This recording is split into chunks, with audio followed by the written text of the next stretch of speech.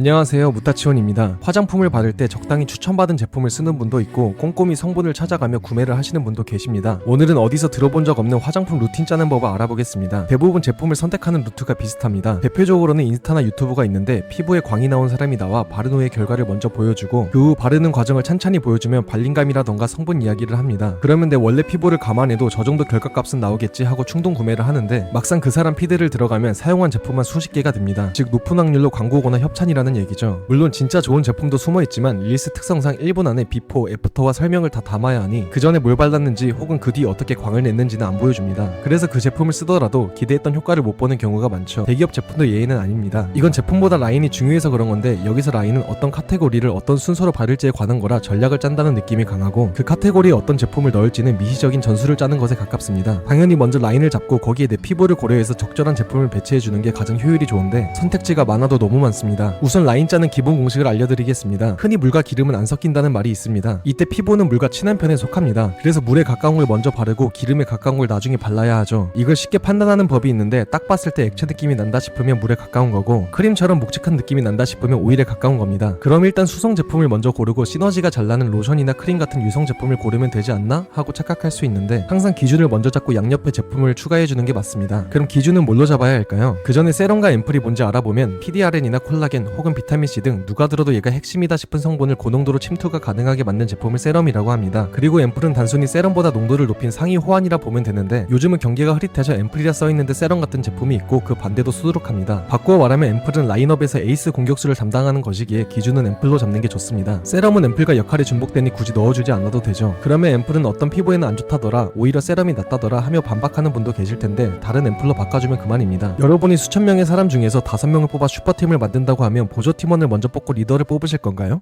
혹은 에이스를 먼저 뽑고 에이스를 보조하는 팀원을 뽑으실 건가요? 둘 다 좋은 방법이지만 피부에 한해서는 후자가 유리합니다. 앰플을 기준으로 잡았다면 위에서 언급했듯이 보조 팀원이 물에 가까우면 왼쪽에 넣어주고 기름에 가까우면 오른쪽에 넣어주면 됩니다. 그런데 여기서 실수를 하는 경우가 많죠. 보조 팀원을 살펴보면 크게 토너, 에센스, 로션, 크림이 있습니다. 그런데 로션은 크림과 중복되니 일단 거르고 가도록 하겠습니다. 토너는 세수하고 바르는 제품으로 pH 회복, 노폐물 제거를 해주는데 굳이 이걸 하는 목적은 다음 제품이 흡수를 잘 되게 해주기 위해서입니다. 때문에 대부분 성분이 물과 보습 위주고 기능성 성분은 적죠. 다음으로 에센스를 살펴보면 세럼과 토너의 중간쯤이라 보면 됩니다. 즉 가벼운 영양 공급과 피부결 정도는 이 두 마리 토끼를 다 잡을락말락 한다는 건데 이것도 토너와 역할이 중복되니 일단 거르고 가겠습니다. 물론 나중에 완성된 라인업에서 교체 선수로 넣어주긴 하는데 그때 가서 고민해주면 되지 지금부터 고려할 필요가 없죠. 그럼 결국 남은 건 크림과 토너인데 토너는 앰플보다 물에 가까우니 먼저 발라주면 되고 크림은 오일에 가까워 앰플보다 나중에 발라주면 되니 이런 최종 라인업이 나옵니다. 토너는 그렇다 치더라도 앰플이 이미 성능을 내는데 굳이 크림을 발라야 하나? 궁금증이 들 수 있습니다. 앰플은 공격수긴 해도 단거리 달리기에 특화된 공격수입니다. 그러다 보니 체력이 약한데 화장품에서 체력이 약하다는 건 빠르게 증발한다는 것이죠. 때문에 이걸 막아주기 위해 크림으로 덮어준다 생각하면 됩니다. 예시로 재작년에 핫했던 PDRN 앰플을 골랐다고